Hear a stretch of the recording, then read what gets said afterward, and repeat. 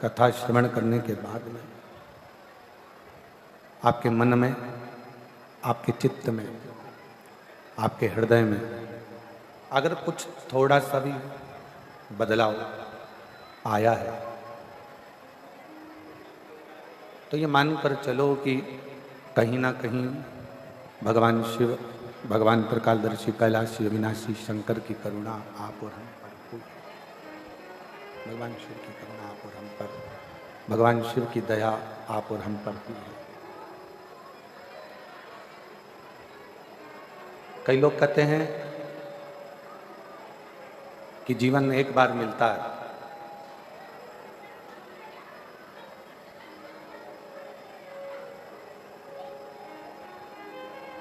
कई लोग कहते हैं जिंदगी एक बार प्राप्त होती है, पर शिव महापुराण इसको थोड़ा सा बदल कर बताती है।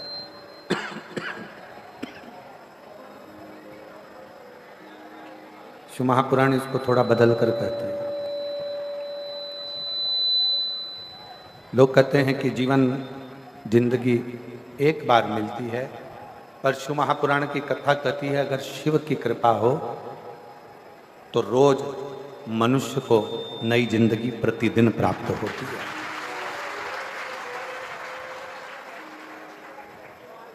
लोग कहते हैं कि जिंदगी एक बार मिलती है, पर शिव महापुराण की कथा कहती है कि जिंदगी तो रोज मिलती है। आवाज सूखी सी जा रही है, सूखी सूखापन है और गला भी पकड़ रहा है। आवाज भी नहीं जा रही बाहर। लोग कहते हैं कि जिंदगी एक बार मिलती है, पर शिव महापुराण की कथा कहती है जो शंकर का गुणगान करते हैं, जो शंकर जी का भजन करते हैं, जो भगवान शिव की अविरल भक्ति में डूबे रहते हैं। पीछे की आवाज बढ़ाओ, पीछे की आवाज। जो भगवान शंकर की अविरल भक्ति में डूबे रहते हैं, जो भगवान शिव की आराधना नित्य करते रहते हैं। पीछे की आवाज।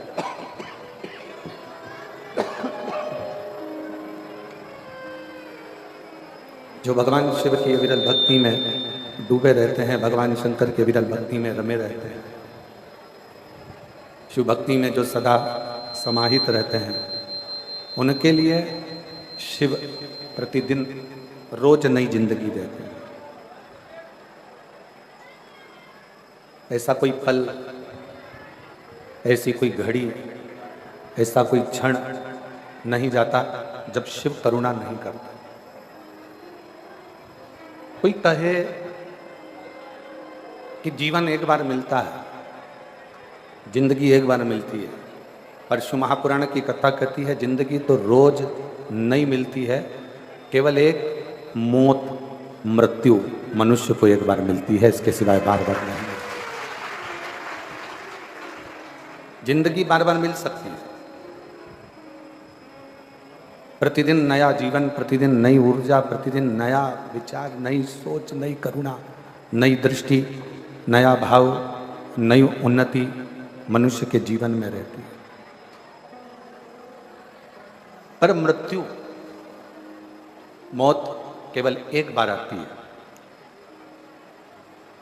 और वो मृत्यु किसी दूसरे कर्म के लिए नहीं।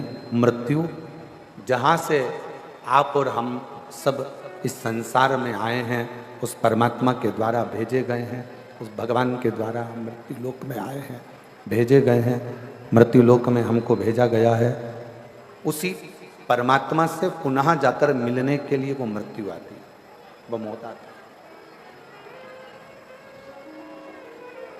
अब जन्म और मृत्यु के बीच का जो क्रम है,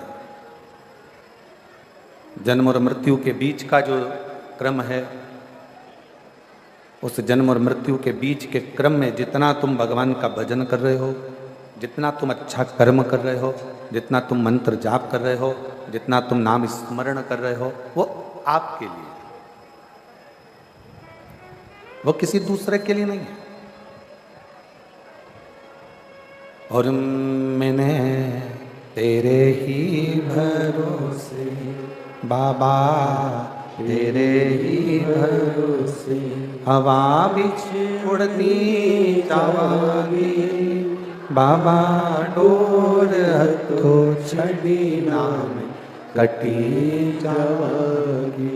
भोले मैं तेरी पतंग, शंभो मैं तेरी पतंग, हवा बिच उड़नी जावागी बाबा, डोर हथो छड़ी नाम कटी जावागी। भोले मैं तेरी पतंग, शंभो मैं तेरी पतंग। आप जन्म से मृत्यु के बीच का जो क्रम है, जन्म से मृत्यु के बीच का जो समय है, वो हमारी शिव भक्ति का समय। शिव भक्ति में एक चीज वेद व्यास जी ने शिव महापुराण में बहुत अच्छी कही है कि शिव भक्ति में ना परिवार को छोड़ने की जरूरत पड़ती है, शिव भक्ति में ना व्यापार छोड़ने की जरूरत पड़ती है, शिव भक्ति में ना घर छोड़ने की जरूरत पड़ती है, शिव भक्ति में ना अपना कुटुंब, ना परिवार, ना घर, कुछ भी छोड़ने की जरूरत नहीं पड़ती है। शिव भक्ति में तो केवल अविश्वास को छोड़ दो और विश्वास को पकड़कर तुम अपने कर्म में लगे लगे भगवान का भजन करो, शिव की प्राप्ति हो जाती है। भगवान शंकर की अविरल भक्ति प्राप्त हो ही जाती है, शिव की अविरल भक्ति प्राप्त हो ही जाती है। भगवान शिव को प्राप्त किया जा सकता है। एक विश्वास, श्रद्धा, भरोसा, दृढ़ता, ये शंकर जी के करीब में लेकर जाते, शिव के पास लेकर जाते। कितना सुंदर एक प्रसंग आता है। गणेश जी महाराज के दो पुत्र,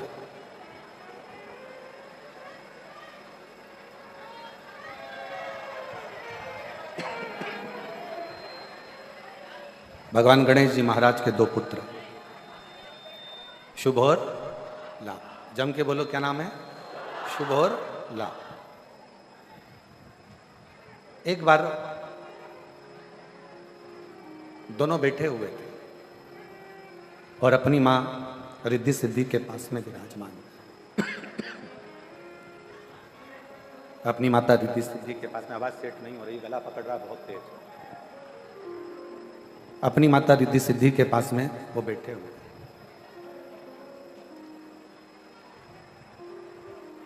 थोड़ी देर भ्रमण करा, फिर उठकर आ गए और फिर उठकर आने के बाद में फिर रिद्धि सिद्धि के पास फिर आकर बैठ गए, रिद्धि सिद्धि के पास फिर आकर फिर विराजमान हो गए। रिद्धि सिद्धि के पास में फिर आकर बैठ गए।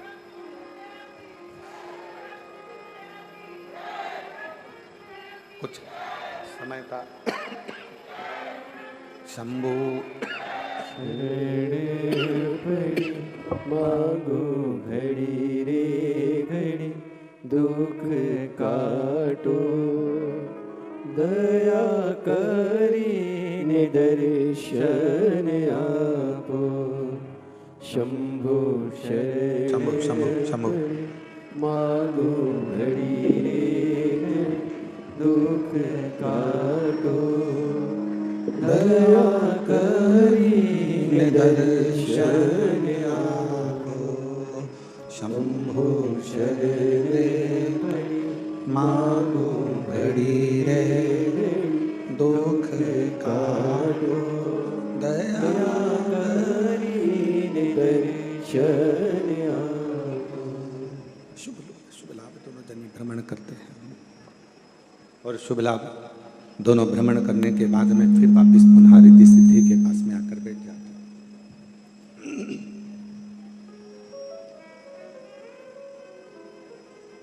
आज गणेश जी से मिलने के लिए, रिद्धि सिद्धि से मिलने के लिए, गणेश जी से मिलने के लिए, रिद्धि सिद्धि से मिलने के लिए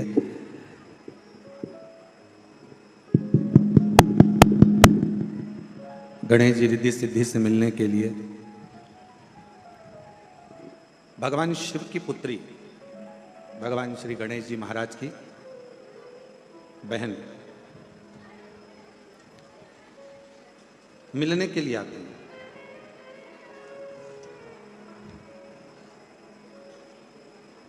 जया विषहरा श्यामली बारी दो तली और देव,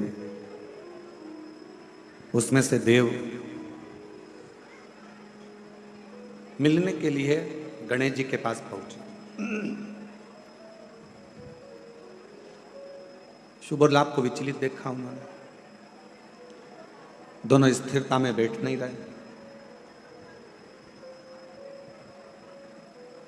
फिर भ्रमण करा, फिर आए रिद्धि सिद्धि के पास में फिर बैठे, फिर भ्रमण करा, फिर आए रिद्धि सिद्धि के पास में फिर बैठे।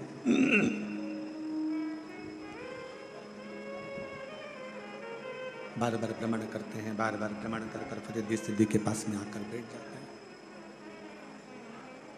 जब शिव कथा कर रही है, भगवान शंकर का चरित्र कर रहा है, शिव महापुराण की कथा कर रही है, भगवान शिव का चरित्र कर रहा है। शंभु शरणे पड़ी मागो घड़ी रे घड़ी, शंभु काटो दया करीने दर्शन आपो। शंभु शरण पड़ी मांगो घड़ी रे घड़ी, दुख काटो दया करीने दर्शन आपो। शंभु शरण पड़ी मांगो घड़ी रे घड़ी, दुख काटो दया करीने दर्शन आपो।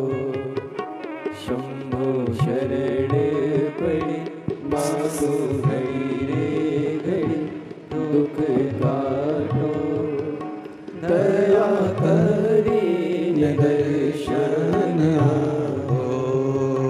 शंभु शरण पड़ी मांगो घड़ी रे घड़ी, दुख काटो दया करीने दर्शन आपो। शंभु शरण पड़ी मांगो घड़ी रे घड़ी, दुख काटो दया करीने दर्शन आपो। रिद्धि सिद्धि की गोद में आकर शुभ लाभ बैठ जाते हैं। देखा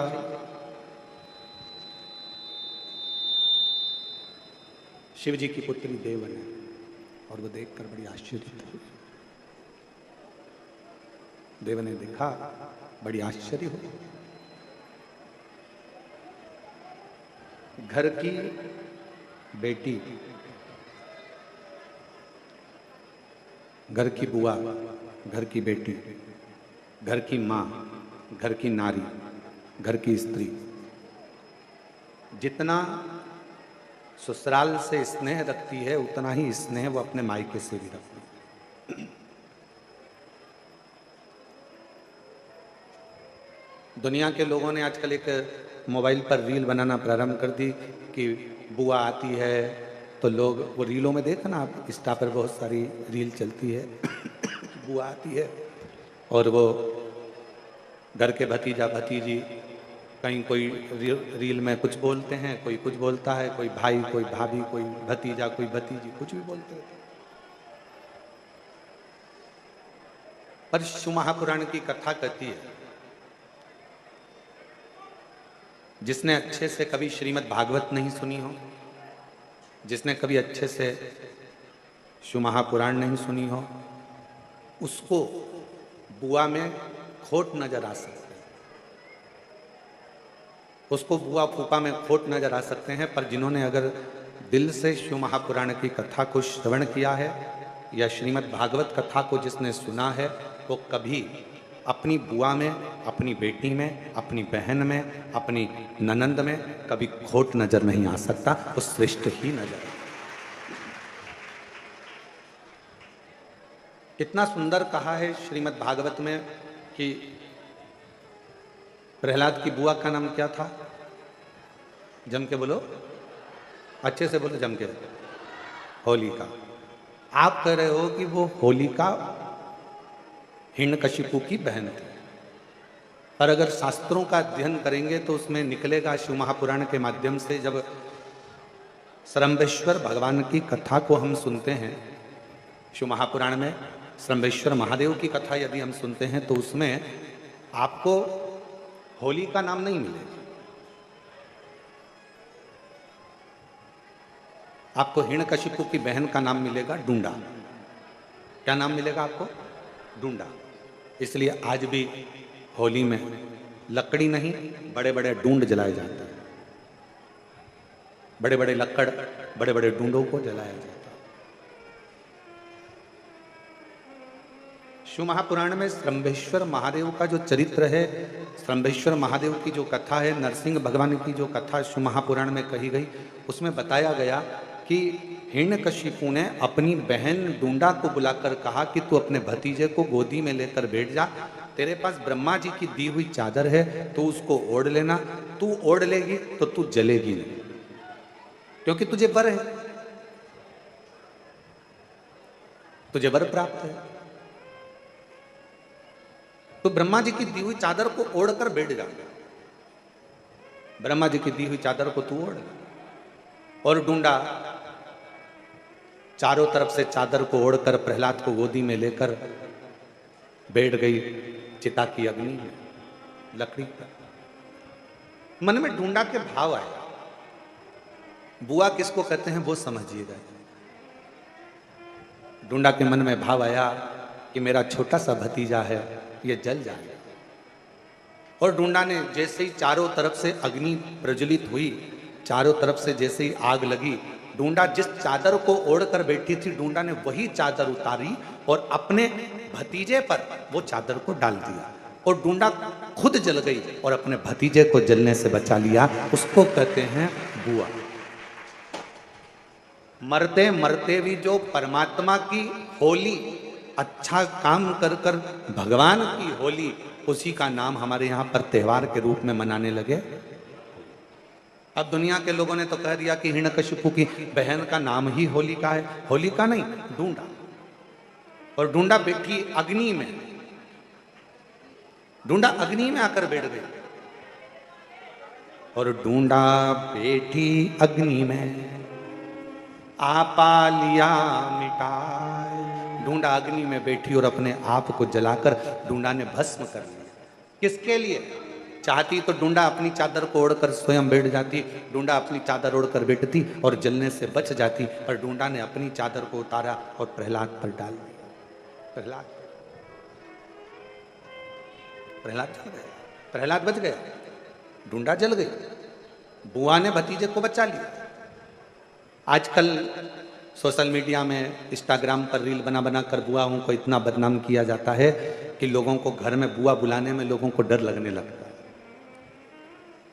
अब एक बुआ का चरित्र तो अपन ने लिया श्रीमद् भागवत में, शिव पुराण में से। अब दूसरा चरित्र ले, स्कंद पुराण में से, शिव महापुराण में से, लिंग पुराण में से, कूर्म पुराण में से।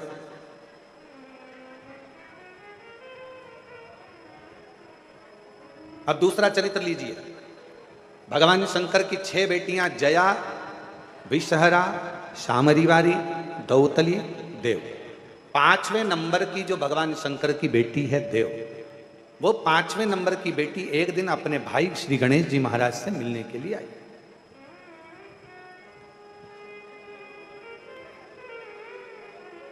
और जब अपने भाई से मिलने के लिए आई तो उन्होंने देखा कि दोनों शुभ और लाभ, ये दोनों विचलित हैं, दोनों स्थिर नहीं हो रहे हैं। दोनों जा रहे आ रहे, फिर आते फिर जाते, फिर आते फिर जाते, थोड़ी देर बैठते फिर चले जाते, दोनों में स्थिरता नहीं बनी।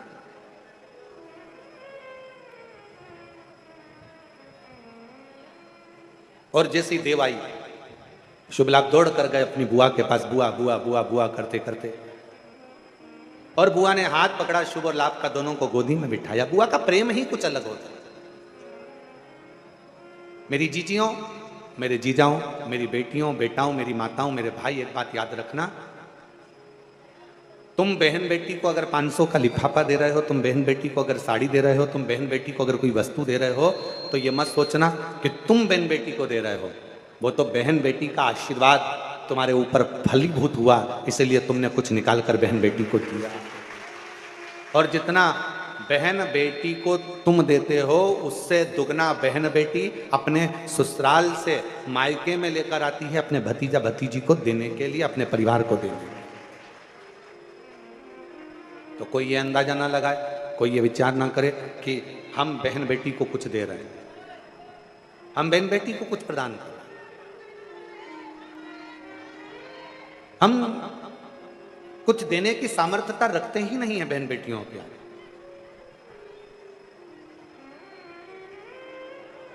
शिव कथा कर रही है, भगवान शंकर का चरित्र कर रहा है। देव ने देखा, भतीजों को गोदी में बिठाया, शुभ और लाभ का चेहरा देव देख रही थी और भतीजे बुआ बुआ कर कर मुंह सुखा रहे थे। तभी इतने में देव ने पूछ लिया, बुआ ने पूछ लिया, क्या बात है शुभ लाभ, तुम स्थिर नहीं हो, तुम एक जगह बैठ नहीं रहे हो, क्या हो गया, क्या बात है, तुमको कुछ चाहिए क्या, तुम्हारे हृदय में कोई दुख है क्या, तुम्हारे हृदय में कोई तकलीफ है क्या, तुम्हारे हृदय में कोई कष्ट है क्या, क्या हुआ क्या है तुमको, बोलो। इतने में शुभ लाभ ने कहा, बुआ जैसे हमारे दादाजी को भगवान देवाधिदेव महादेव जी को जगत में पूजा जाता है, जैसे मेरे पिताजी को श्री गणेश जी महाराज, जैसे मेरे पिताजी को श्री गणेश जी महाराज को सारे जगत में पूजा जाता है, जैसे मेरे ताऊ श्री को श्री कार्तिकेय महाराज जी को संपूर्ण जगत में पूजा जाता है, जैसे मेरी माँ रिद्धि सिद्धि को संपूर्ण जगत में पूजा जाता है, हे बुआ हम शुभ और लाभ भी संपूर्ण जगत में पूजित हो, संपूर्ण जगत में पूजे जाएं। ऐसा क्या क्रम किया जाए, ऐसा क्या करें, हम क्या करें। तब बुआ ने उसी समय पर, बुआ ने उसी क्षण उसी घड़ी अपने भतीजे शुभ और लाभ से कहा कि तुम्हें चिंता करने की जरूरत नहीं है, आज मैं तुम्हें एक मंत्र प्रदान करती हूं और उस मंत्र का जाप यदि तुम निरंतर करोगे तो निश्चित है कि तुम एक ना एक दिन शिव की अविरल भक्ति को प्राप्त करोगे दादाजी की, और तुम भी जगत में पूज्य हो जाओगे, ये निश्चित है। अब देखो, भगवान शंकर की कथा कर रही है कि एक बहन बेटी अपने भतीजे को भी संसार में पूजित करने का कार्य कर देती है।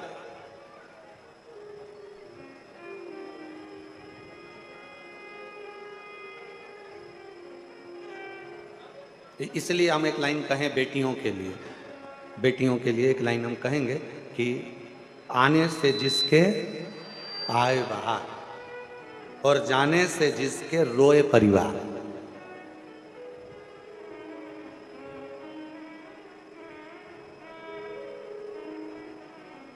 जिसके आने से पूरे घर में खुशियां छा जाए, जिसके आने से पूरे घर में आनंद छा जाए, समझ लेना वो कोई और दूसरी नहीं, घर की बहन बेटियां होती हैं, जिनके आने से शोभा बढ़ती है, जिनके आने से सुख बढ़ता है, जिनके आने से आनंद बढ़ता है, जिनके आने से हमें सुख की अनुभूति होती है, आनंद की अनुभूति होती है, जिसके आने से हमारे चारों तरफ सुख ही सुख समाहित हो जाता है, सुख ही सुख समाहित हो जाता है, वो घर की बहन बेटे हैं।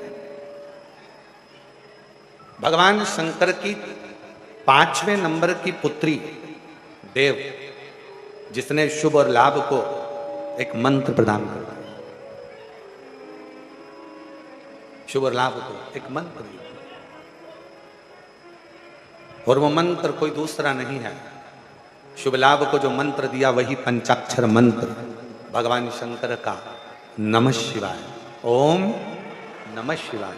उस मंत्र को जब शुभ लाभ को प्रदान किया गया, जब मंत्र शुभ लाभ को दिया गया, प्रदान किया गया, उन शुभ लाभ ने वन में निवास कर कर माता रिद्धि सिद्धि को प्रणाम कर कर श्री गणेश जी महाराज को नमन कर कर उस मंत्र का अखंड जाप करना प्रारंभ किया, अखंड जाप। और शिवाय शिवाय शिवाय ओम नमः शिवाय, शिवाय शिवाय शिवाय ओम नमः शिवाय। मंत्र दिया, पंचाक्षर मंत्र, पंचाक्षर मंत्र, षडाक्षर मंत्र, मंत्र प्रदान करा और वो मंत्र का जाप करना प्रारंभ किया, उस मंत्र का जाप करना प्रारंभ किया। और जैसे ही शुभ लाभ ने मंत्र का स्मरण किया। और कितना सुंदर कहा है, अगर कोई भी मंत्र का आप जाप करें, पहले की माताएं बड़े स्मरण में रहे। हम आप लोगों को एक बात कहना चाहेंगे, बड़े सावधानी से सुनिएगा कि पहले की माताएं जब पीपल की परिक्रमा करती थीं, तुलसी की परिक्रमा करती थीं, बट वृक्ष की परिक्रमा करती थीं, आंवले के वृक्ष की परिक्रमा करती थीं, जब पूर्व की माताएं किसी भी देवी देवता की परिक्रमा करती थीं, किसी देवता की परिक्रमा करती थीं, या किसी वृक्ष की परिक्रमा करती थीं, किसी मंदिर की परिक्रमा करती थीं, या किसी तीर्थ की परिक्रमा करती थीं, तो माताएं अपने हाथ को कभी खाली नहीं रखती। अब आस्था चैनल पर जितनी मेरी माताएं कथा सुन रही हैं, जितनी मेरी जीजियां कथा श्रवण कर रही हैं ऑनलाइन, शिव महापुराण की कथा, शिवपुत्री शिव कथा को जो सुन रही हैं, और यहाँ जो ऑफलाइन आप लोग श्रवण कर रहे हैं, तो आपके भी स्मरण में होगा। किसी किसी माताओं ने अगर देखा हो तो हमको लगता है कि आप में से किसी ना किसी ने देखा होगा कि माताएं जब तुलसी की परिक्रमा करती थी तो हाथ में या तो चावल का दाना रख लेती थी, एक परिक्रमा करके आई डाल दिया, चिरौंजी का दाना रख लेती थी, परिक्रमा करके आई डाल दिया, मूंगफली का दाना रख लेती थी, परिक्रमा करके आई डाल दिया, या कोई मखाना रख लेती थी, बादाम रख लेती थी, किशमिश रख लेती थी, दाल चिरौंजी रख लेती थी, कोई पिंड खजूर रख लेती थी, कोई फल रख लेती थी, और घूम के आएगी और डाल देगी। देखा है कि नहीं देखा तुम लोगों ने? जम के तो बोलो, देखा है ना? वो चरित्र पूर्व की जो माताएं, पूर्व की जो मेरी जीजियां जो करते आई हैं, उनको किसने बताया? कौन ने कहा कि अपने हाथ को कभी खाली रखकर परिक्रमा नहीं करी जाती? आज के जमाने में तो लोग परिक्रमा भी करते हैं, हाथ तो इनका खाली नहीं रहता, बस कोई दाना नहीं होता, हैंडसेट मोबाइल होता। परिक्रमा करते करते भी लोग अगर अभी अभी गई है बट सावित्री की पूजन अभी हुई है, बट सावित्री अमावस्या की। तुमने देखना पहले बट सावित्री पूजन का सोशल मीडिया पे कोई वीडियो फोटो नहीं आता था, और आज के जमाने में तो माताएं अगर बट सावित्री का भी परिक्रमा कर रही हैं तो लगाते लगाते लगाते लगाते वो बट सावित्री की परिक्रमा हो रही है। अब वो बट सावित्री की परिक्रमा हो रही है तो सत्यवान और सावित्री भी सोच रहे हैं हमारे जमाने में तो ये नहीं था, हमारे जमाने में तो ये नहीं था। पर अब निवेदन है शिव पुराण के माध्यम से, भगवान मिठास डालो, मिठास, रूखापन बहुत ज्यादा है माइक में। शिव पुराण के माध्यम से निवेदन करना चाहूं, शिव महापुराण के माध्यम से कहना चाहूं,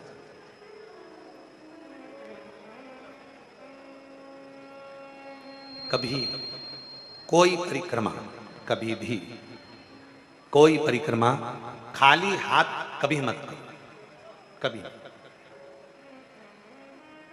तुलसी जी की परिक्रमा कर रहे हो, हाथ में भले जल का पात्र रख लो। किसी वृक्ष की परिक्रमा कर रहे हो, अपने हाथ में कोई दाना रख लो। कोई परिक्रमा कर रहे हो, अपने हाथ में कोई अगरबत्ती, कोई धूप बत्ती, कोई मालिका रख लीजिए, कोई दीप रख लीजिए, कोई सामग्री रख लीजिए। कोई परिक्रमा खाली हाथ कभी नहीं करना चाहिए। ये कौन ने सिखाया? ये सिखाया स्कंद पुराण ने, ये सिखाया शिव महापुराण ने, ये सिखाया हमें लिंग पुराण ने कि भगवान की परिक्रमा करते समय अपने हाथ को भरा हुआ होना चाहिए। भरती क्या थी माताएं? अपने हाथ में गेहूं का दाना रख लेती थी, घूमती एक दाना चढ़ा देती, फिर घूमती और एक दाना फिर चढ़ा देती, फिर घूमती फिर एक दाना चढ़ा लेती। क्यों? क्योंकि शिव पुराण की कथा कहती है जब जगत की माँ स्वयं अन्नपूर्णा महारानी जब काशी की पंचकोशी परिक्रमा मेरी माँ अन्नपूर्णा करने के लिए जाती थी, अपने हाथ में अन्न का पात्र भर कर लेकर जाती थी, और काशी की परिक्रमा करते हुए एक अन्न का भाग जब काशी में छोड़ती थी तो संपूर्ण काशी का और संपूर्ण जगत का भरण पोषण कर दिया। संपूर्ण काशी का, संपूर्ण जगत का भरण पोषण मेरी मां कर देती।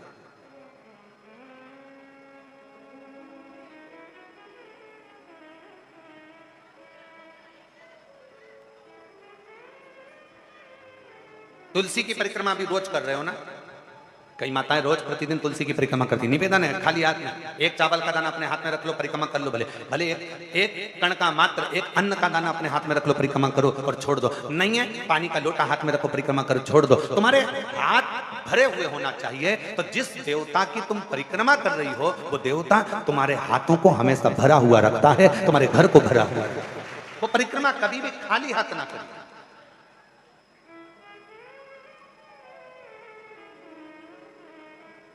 और यदि हाथ में कोई अन्न का दाना नहीं है, कोई सामग्री नहीं है, कोई पदार्थ तुम्हारे हाथ में नहीं है, तो हाथ में तुलसी या रुद्राक्ष की माला रख लो, गौमुखी रख लो, और परिक्रमा करते समय वो हाथों से भर कर रख लो। कुछ भी हाथ से भरा होना चाहिए।